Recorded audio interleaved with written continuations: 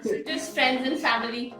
And it is such a pleasure today. And because we are dealing with Fauji's here, so I decided to be on time, even if everybody is not yet here.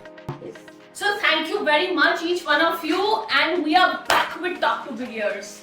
So today we are going to have our human library. This is our third chapter of human library, where we talk about experiences of people so that anybody who listens to them empathizes. Empathy is different than sympathy. So empathy is that one value which has the ability to change the world. And that's the reason we are all here. We are all going to change the world. Are you with me? Yes. Yes. Start our evening with this young boy. His name is Mrunal Sood.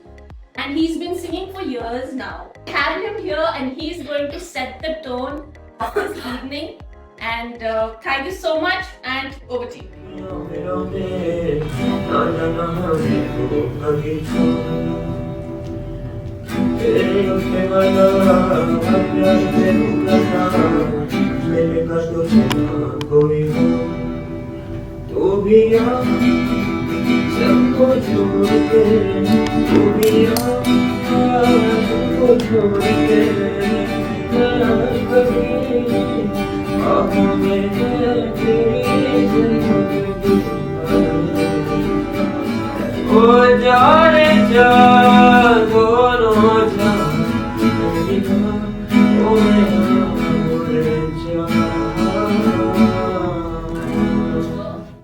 Rohit Agarwal, please. Thank you, thank you, thank you. So Brigadier Sanjay Baveja, please come on. Thank you so much. It's been such an honor. Thank you.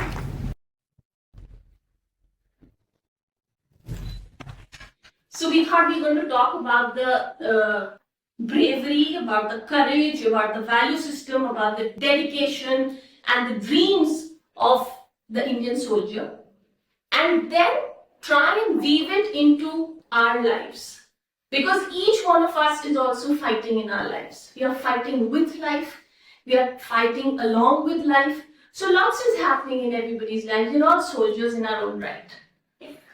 So we are just going to try and weave in all the skills and all the values of those young men at the borders of our country, saving us with what kind of value system. And God willing, each one of us over here is going to take back one little value and one little promise to themselves, that how is it that they're going to make their lives better. But before I begin, I just want to know that, know the audience in terms of what is your present degree of familiarity with the armed forces and with the life of the armed forces. So, anybody who's served or who has immediate family in these services, can you please raise your hands? Okay. I have family. Okay. Yes. So, fine. I mean, because the thing is that because of the nature of our job and because of the nature of our deployments, the army is normally insulated from public view.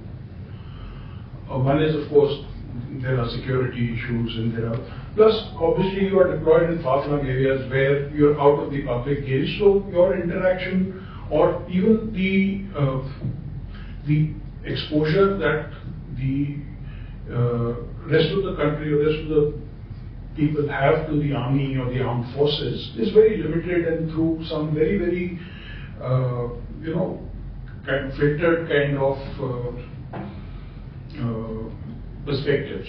For example, you probably see those superheroes in the Bollywood films, doing all kinds of acts of bravery. Not that people don't do acts of bravery, but obviously they are very highly dramatized and highly exaggerated for the cinematic liberties or whatever you may call them. So that is one view that you get.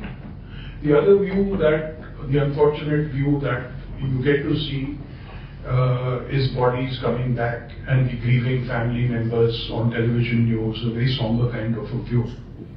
The other thing is communications. The communications are very clear and they are two-way. Because you have systemized things like you have obviously you have top-down communications, but you also have bottom-up communications. For example, in every unit you have something called a monthly Sainik Sammelan, where the commanding officer talks to all the men and tells them about all that is going on in the unit, in the formation, overall, whatever. So, of course, today in the era of internet and instant thing, the awareness level of the soldiers is also very high. But a few years back, a couple of decades back, when the availability of information was limited, this used to be a thing where the commanding officer would tell them about what all is going on, not just in their own immediate sphere, but generally around them and in the armed forces and in the country. So that is the top-down communication.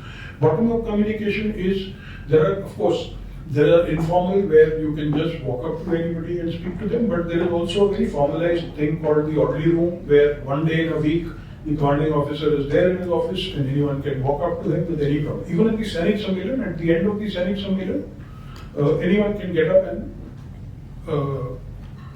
present a problem or come up with an issue that they have. It's an open forum, like town halls that you have in companies or something like that. Possibly it's a concept that has come from there.